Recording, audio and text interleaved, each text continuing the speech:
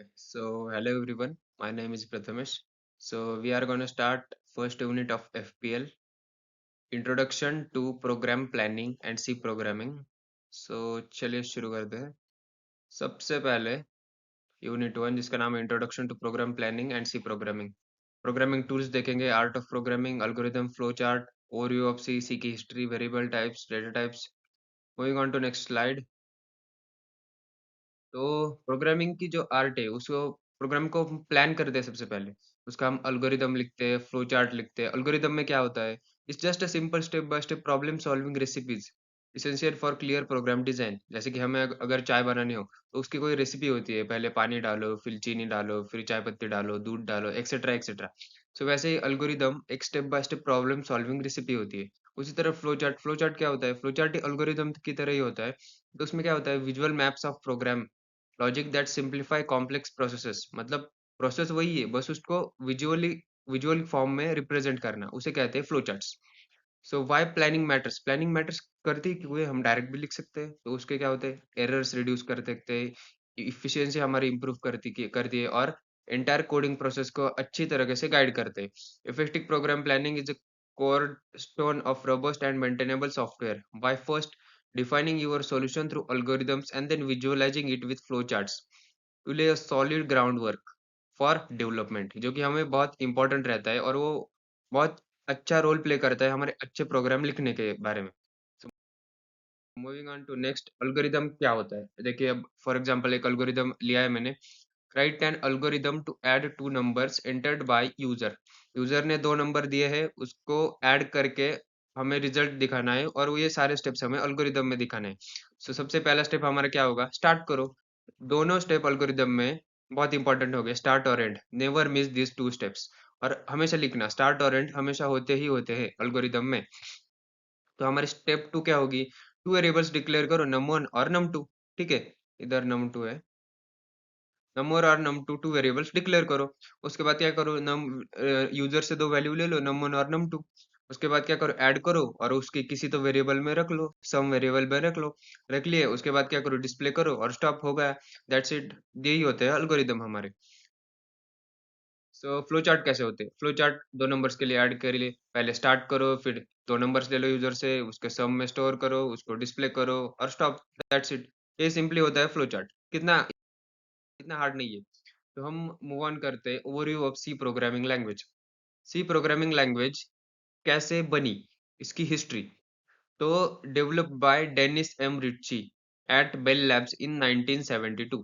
ये आपको overview important है, प्रोग्राम सॉरी एग्जाम में पूछा जा सकता है.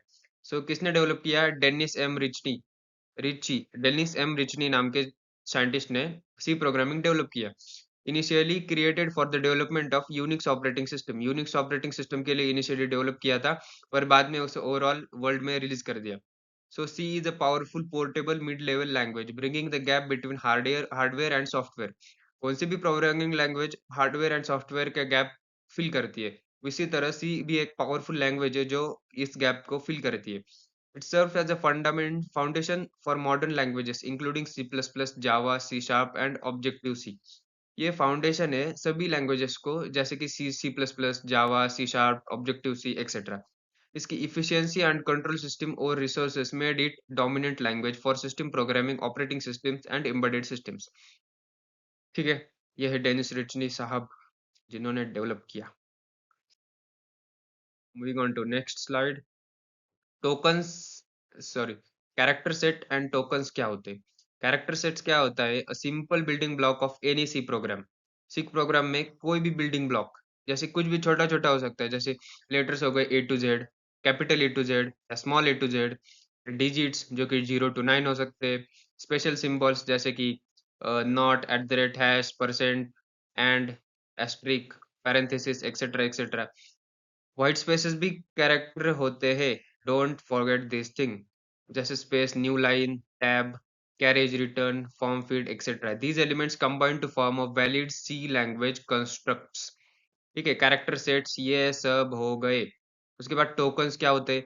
टोकन्स होते हैं the smallest individual unit in C program. क्या होता है? स्मॉलेस्ट इंडिविजुअल यूनिट जो कि सी प्रोग्राम में है. Similar to words in natural language, जो कि क्या होते हैं? कीवर्ड्स. कीवर्ड्स क्या होते हैं? टोकन्स में क्या आता है? Keywords, identifiers, constant, string, operators. Keywords में क्या होता है? Reserved words like integer, main, return. हम लिखते हैं ना hashtag include stdio dot h, int main. So int क्या है? रिजर्व्ड है कीवर्ड। मेन भी रिजर्व्ड कीवर्ड है, और लास्ट में हम लिखते हैं रिटर्न जीरो। वो भी एक रिजर्व्ड कीवर्ड है जो कि हम आइडेंटिफायर की तरह यूज नहीं कर सकते। आइडेंटिफायर्स क्या होते हैं? User defined names. हम यूजर उस वेरिएबल को नेम देते हैं, उसे आइडेंटिफायर्स कहते हैं। जैसे कि my variable, calculate sum. Identifier कैसे लिखते हैं? वो किसी भी स्पेशल सिंबल को कंटेंट नहीं कर सकते। उसमें नंबर से शुरू नहीं हो सकता, किसी स्पेशल सिंबल से शुरू नहीं हो सकता, वो कैरेक्टर से ही शुरू होगा। उसके बाद कांस्टेंट्स। कांस्टेंट क्या होते हैं? फिक्स्ड वैल्यूज होते हैं, जैसे कि 10, 3.14, कैरेक्टर ए। ठीक है। स्ट्रिंग्स। स्ट्रिंग्स क्या होते हैं? Just a sequence of character. ठीक है। स्ट्रिंग्स क्या होते हैं? सीक्वेंस ऑफ कैरेक्टर, जैसे कि हेलो वर्ल्ड, ये भी एक स्ट्रिंग हो गया ना। ठीक है। ऑपरेटर्स। ऑपरेटर क्या होते हैं? Sequence symbols for operators, plus minus into divide modulo etcetera etcetera. ये हो गया आपके modulo. Each token has a specific role in programming definition. ठीक है। प्रोग्रामिंग डेफिनेशन में हर टोकन का एक स्पेसिफिक रोल रहता ही है। Moving on to next slide. तो keywords and identifiers in C. Keywords आपने मैंने बता दिया आपको, reserved words with predefined meaning to C compiler, cannot be used as identifier as told earlier। Examples क्या होते हैं कीवर्ड्स के? जैसे कि इफ हो गया, व्हाइल हो गया, फॉर हो गया, इंट, वॉइड, रिटर्न, जो कि हम प्रोग्राम में ऐसे आइडेंटिफायर की तरह यूज नहीं कर सकते। सी में क्या है? स्टैंडर्ड 32 कीवर्ड्स है, आपको सभी याद करने की जरूरत नहीं है, जो मेन मेन है वही याद करो। इफ, व्हाइल, फॉर, इंट, ऐसे हो गए एक्सेट्रा। ठीक है। आइडेंटिफायर्स। आइडेंटिफायर्स क्या होते हैं? जैसे कि मैंने आपको पहले ही बता दिया, नेम्स होते हैं given to program elements like variables, functions, arrays, created by programmer. Programmer में जो क्रिएट किया है, उनको नाम जो प्रोग्रामर देता है उसे कहते हैं आइडेंटिफायर्स। आइडेंटिफायर्स के रूल्स क्या होते हैं? पहले मैंने आपको थोड़ा सा बता दिया था, अभी डिटेल में देखेंगे आइडेंटिफायर्स के क्या रूल्स होते हैं। ठीक है। सबसे पहला rule, must start with a letter और अंडरस्कोर। लेटर या फिर अंडरस्कोर से ही शुरू होना चाहिए। Second rule, can contain letters, digits and underscores.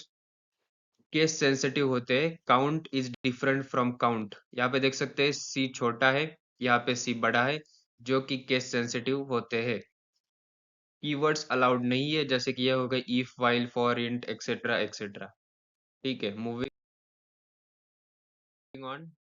Constants, variables and data types. Constants क्या होते हैं भाई? जो फिक्स वैल्यू है। ठीक है। Fix value that do not change throughout the execution of program. They can be numeric, character और string. हम कुछ भी डिफाइन कर सकते हैं फिक्स वैल्यू या फिर कांस्टेंट वैल्यू। जैसे कि हम कैसे डिफाइन करते हैं? हैशटैग डिफाइन पाई। पाई की वैल्यू क्या होती है? 3.14159। हम ऐसे कांस्टेंट वैल्यू को डिफाइन करते हैं। उसके बाद another, const int max underscore users is equal to 100। ऐसे भी हम कांस्टेंट वैल्यू को डिफाइन करते हैं। Moving on to next, variables. Variables क्या होते हैं? Named memory locations used to store data. Their values can change during program execution. मतलब वेरिएबल्स क्या होते हैं? सिंपली सिंपली वो कहते हैं, मेमोरी लोकेशंस को पॉइंट करते हैं, जिसमें वो भी जो भी डाटा है ना, वो उसे पॉइंट करने के लिए मदद करते हैं। ठीक है। वो कैसे लिखते हैं? इंटीजर उसका टाइप और वेरिएबल नेम, फ्लोट उसका टाइप और वेरिएबल नेम, जैसे कि हो गया temperature. Data types. Data types क्या होते हैं? Define the type of data a variable can hold an operation that can be perform. मतलब क्या होता है? डाटा टाइप मतलब उसमें कौन से टाइप का डेटा स्टोर है, उसे कहते हैं डाटा टाइप। अब यहाँ पे इंटीजर, इंटीजर को इंट, शॉर्ट, लॉन्ग इस फॉर्म में लिखते हैं। फ्लोटिंग पॉइंट को फ्लोट, डबल, कैरेक्टर को कैर, एक्सेट्रा एक्सेट्रा। ठीक है। Moving on to next. Next में क्या होता है? Declaring variables and assigning values. हम वेरिएबल को डिक्लेयर कैसे करते हैं? ठीक है। वेरिएबल डिक्लेरेशन बहुत इजी है। Before using a variable you must declare it to tell the compiler its data type and name. This allocates appropriate memory. ठीक है। Data type, data underscore type और वेरिएबल नेम, जैसे कि पहले बताया हमें, int a is equal to 4, और ये हो गया हमारा वेरिएबल डिक्लेरेशन। फॉर एग्जाम्पल यहाँ पे भी दिया है इंट काउंट। ठीक है। Declares and integer variable named count. ठीक है। उसके बाद float salary, declares a floating point variable in name salary. हम कैरेक्टर भी लिख सकते हैं, स्ट्रिंग भी लिख सकते हैं। For example string name is equal to Shubham. ठीक है। उसके बाद असाइनिंग वैल्यूज। वैल्यूज कैसे असाइन होते हैं? Once declared you can assign a value to variable. पहले आपको डिक्लेयर करना है, उसके बाद आप उसको वैल्यू असाइन कर सकते हैं using the assignment operator. Equal to assignment operator, उससे आप वैल्यू उसमें असाइन कर सकते हो। For example count is equal to 10। Assign की ना वैल्यू हमने 10 उसको। फिर कैरेक्टर इनिशियल, इनिशियल नाम का कैरेक्टर में उसमें क्या हमने स्टोर किया? जे स्टोर किया। उसके बाद इनिशियलाइजेशन, डिक्लेरेशन प्लस असाइनमेंट। हम ये दोनों भी काम एक ही बार में करेंगे। कैसे करेंगे? You can also declare and assign a value in a single step. कैसे करेंगे? Int score is equal to 100। Int score हमने डिक्लेयर भी किया और उसके साथ ही साथ एक ही लाइन में असाइन भी कर दिया। Similarly double price is equal to 19.99, हमने डिक्लेयर भी किया और इनिशियलाइज भी किया।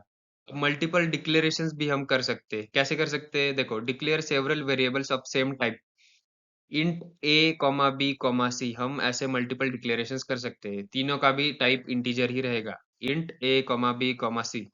ठीक है, ऐसे आप मल्टीपल डिक्लेरेशंस कर सकते हो। फिर next slide, storage classes in C, managing variable scope and life time. C में एक्चुअली स्टोर वेरिएबल्स कैसे होते हैं और उसकी लाइफ टाइम और वो कैसे होते हैं, चलिए देखते हैं। Storage classes determine the scope, lifetime, and initial value in variable in C, controlling their visibility, existence with a program. पहले ऑटो देखते हैं। ऑटो में क्या होता है? डिफॉल्ट होता है लोकल वेरिएबल्स के लिए। उनकी लाइफ टाइम क्या होती है? लिमिटेड होती है to the block they are declared. Auto मतलब क्या? जिस ब्लॉक में उनको डिक्लेयर किया है वो उसी ब्लॉक में रहेंगे। जहाँ बाहर, उसके बाहर आप उसको एक्सेस कर ही नहीं सकते। ठीक है, उस ये सिंपल हो गया। ऑटो में रजिस्टर में क्या हो गया? Suggest the compiler to store the variable in CPU register for faster access and compiler discretion. अब ये समझो, रजिस्टर मतलब क्या होता है? वो कहता है कि वो कंपाइलर सीपीयू रजिस्टर को बताता है कि ये भाई ये तुझ में स्टोर कर, बाद में हमें इसकी जरूरत पड़ने वाली है, which results in compilers faster execution. ठीक है, सीपीयू इसके वजह से फास्टर एग्जीक्यूट करता है और कंपाइलर को ज्यादा दिक्कत नहीं होती। स्टैटिक में क्या होता है? Preserve the value, reserve variables value between function calls and limits its scope to the declared block or file। ये क्या होता है? जितनी देर के लिए जरूरत है उतनी देर के लिए रखो, बाद में उसको मिटा दो। यही होता है स्टैटिक, सिंपल। एक्सटर्न, एक्सटर्न क्या होता है? Declares a variable defined in another file और elsewhere in the current file, indicating a global scope. Extern global scope में क्या होता है? आप प्रोग्राम के बाहर उसको डिक्लेयर कर रहे हो और पूरे के पूरे प्रोग्राम में आप कहीं पर भी आपको उसे एक्सेस कर सकते हो। एक्सटर्न में वो ग्लोबल स्कोप में आ जाएगा। ठीक है, वो आ जाएगा ग्लोबल स्कोप में। Moving on to next, symbolic constants and special variable declarations। ठीक है, defining symbolic constants, hashtag define में आप सिंबॉलिक कांस्टेंट्स डिफाइन कर सकते हो। Use to assign a name to a constant value processed before compilation, hashtag define max underscore buffer underscore size 1024। तो आप जहां पर भी max underscore buffer underscore size use करोगे, उसकी साइज वहां पे 1024 ही आएगी, मतलब 1024 ही आएगी। Second, declaring a variable as constant. Const की तरह भी हम डिक्लेयर कर सकते हैं हमारे प्रोग्राम में। कैसे कर सकते हैं? कांस्ट कीवर्ड यूज करके, जहाँ की variables value immutable after initialization. मतलब इम्यूटेबल मतलब हम जब वो वैल्यू इनिशियलाइज होगी हम उसको चेंज नहीं करेंगे। जैसे कि for example const float pi underscore val is equal to 3.14159, हम इसको अब चेंज नहीं कर सकते क्योंकि वो पहले से ही कांस्टेंट वैल्यू है और उसका टाइप क्या है? फ्लोट टाइप है। Third, declaring a variable as volatile. Volatile कैसे डिक्लेयर कर सकते हैं हम? देखो, ये क्या करता है? कंपाइलर को इन्फॉर्म करता है कि वेरिएबल में change unexpectedly even if the code doesn't explicitly modify it.